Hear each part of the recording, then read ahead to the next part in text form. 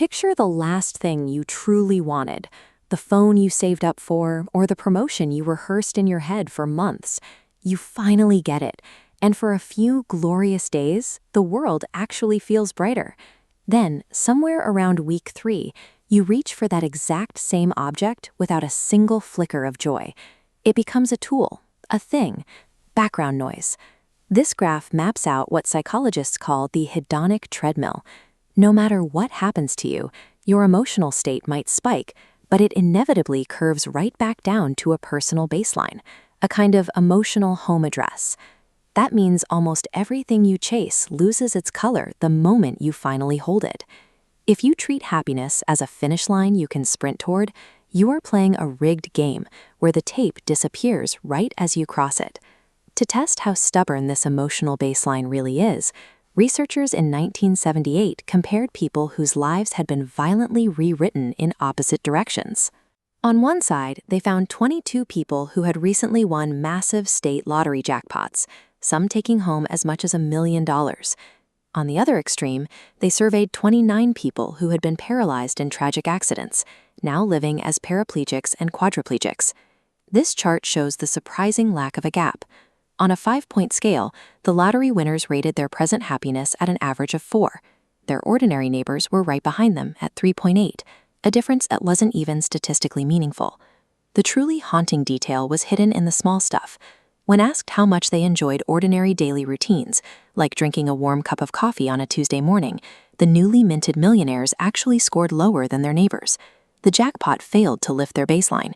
Instead, it raised the bar that every small joy now had to clear, effectively stealing the flavor from the mundane moments that make up most of a lifetime. A meaningful chunk of this default baseline is baked in before you ever make a choice. Studies of twins suggest that 30 to 40% of the variation in our well-being is genetic, inherited like height or eye color. But the rest of the equation is actively managed by your psychology. In this model, the bright circle is a fresh joy. Over time, 2 opposing pressures squeeze it. Bottom up, the raw emotional buzz naturally cools. Top down, the instant you reach your goal, your aspirations climb, squashing the remaining joy into a flat line. You can see this machinery run every time your income goes up. You get a raise, and for a month it feels like breathing room. Then the upgraded car and the nicer apartment become your new floor, and the breathing room vanishes.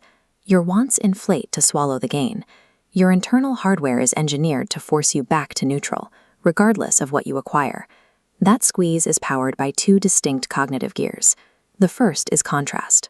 Contrast means the brightest moment of your life dims everything that follows.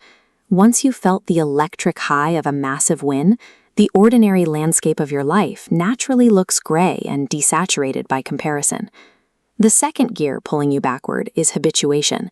Habituation is your brain's tendency to stop paying attention to a positive experience simply because it repeats in exactly the same form.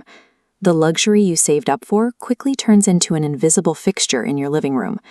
Together, contrast and habituation ensure that even the most beautiful house or the highest-paying job eventually becomes the background noise of your daily routine. For a long time, psychologists assumed this treadmill was inescapable. But long-term tracking of thousands of people eventually revealed that adaptation is a process with rules we can influence. This graph tracks long-term emotional responses, and it highlights a cruel asymmetry. While we adapt to positive events almost completely, some hardships, like long-term unemployment or the loss of a spouse, leave permanent dents, dragging the baseline to a lower floor entirely. You cannot stop the treadmill from running, but if you look at the slope of the positive curve, you'll see a variable you can control: its velocity. You have the ability to flatten the curve and slow the decay of your joy. Researchers found that roughly 40% of your well-being sits squarely inside your intentional activities, the things you choose to do, and exactly how you choose to do them. That 40% represents a massive amount of leverage. You are stepping off the autopilot setting and manually adjusting the dial that sets the treadmill speed. The first way to jam the gears is through variety. Hedonic adaptation feeds on repetition, so you starve the habituation gear by refusing to let a good thing calcify into routine. Take 2 people moving into identical homes. One settles into the exact same groove every day, and the high ceilings quickly become invisible. The other keeps rearranging how they live in the space, treating the home as something to constantly discover. Same asset, completely different emotional yield. The second lever combats the contrast gear. It is the active practice of appreciation, or gratitude. Psychologists call this a form of adaptive coping. It manually refreshes your awareness of the positive before habituation has a chance to erase it.